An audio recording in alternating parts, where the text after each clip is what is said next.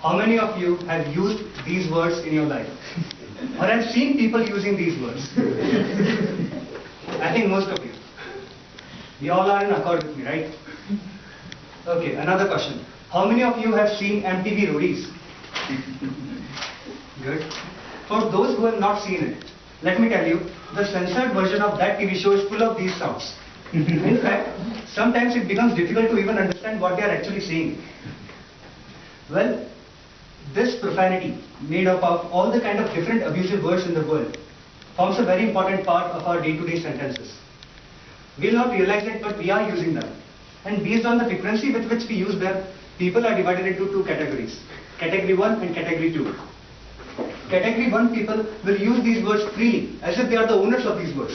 Like me. When I am talking to my friends, people might think that I am using the non-abusive words as fillers for my sentences. While there are others, the Category 2 people, who will feel shy, ashamed, or even disrespectful in using these words. But it doesn't mean that they are not. They are using them, but on the QT in the corner, kocha. Well, my point is everyone, even the Sachin Tendulkar of the field of Ahimsa and Satya, that is Mahatma Gandhi, must have used these words at some point in his life. I can bet you on this, although he belonged to the second category of the people. Well, now the question arises, why are people using these words? Why? Don't worry, a simple answer to this question is to express their feelings more effectively. Seriously, when you are angry, you are using these words, can be apprehended, right? But when you are happy, again you are using the similar kind of words. Why? Not digestible.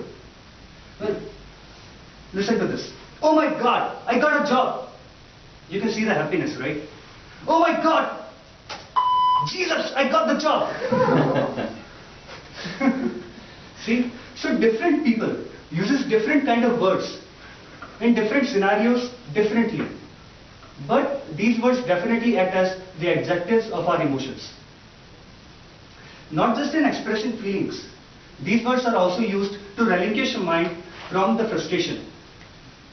You are working really hard, completing all the assignments, all the tasks that are being assigned to you. Still, no promotion, no hikes. Rather, you are being scolded in front of your team members by your manager or boss. I am assuring you, doing yoga will not help you. Do all this Kapalbhati, nothing will change. Your frustration level will be on the 7th sky only. Follow my advice. Go to the rooftop, shout like anything, use all the words that you want to use, just like me, and you will realize that your frustration level is coming down. Just like the value of the Indian currency nowadays. This is the power of abusive words. And the power is not just limited to this area. These words are also used by the people. Seriously, nowadays, people are using these non-socialistic words to become more socialistic. These words can be used as a touchstone to measure the level of intimacy or closeness between people. When I was new to this concept, I asked one of my friend X, yeah, tell me one thing. That guy Y came, abused you like a hell, and you are still smiling. Why? What kind of person you are? And X simply smiled and replied. Please listen to his answer. I know Y came, abused me like a hell, and I am still smiling. But I also know this thing, that whenever I will be in trouble, that guy will come and help me out. I was amazed. See the closeness, see the bondness. They don't care what kind of words they are using. So this is what I was talking about. But you cannot use these words with unknown people. Not even with not so close known people. But can only be used with very close, fully acquainted people. Right? The reason is they will not get angry with you. A perfect relationship. But as it is said, that a mere thought of perfection is an illusion. You will think that they will not get angry, but they will. It depends upon you.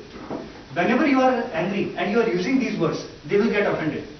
Try it by yourself and you will come to the same conclusion. And based on the ways with which people are using these words, these ways are divided into two categories. Number one, in which people will use them and they will not mean it, like me. I'll use different combination of words that you can think of and I'll speak them. But I don't mean that. Then comes this category 2, in which people will use them but they mean it. It is true when you are angry. You actually mean those words whenever you are angry. That's why people get offended.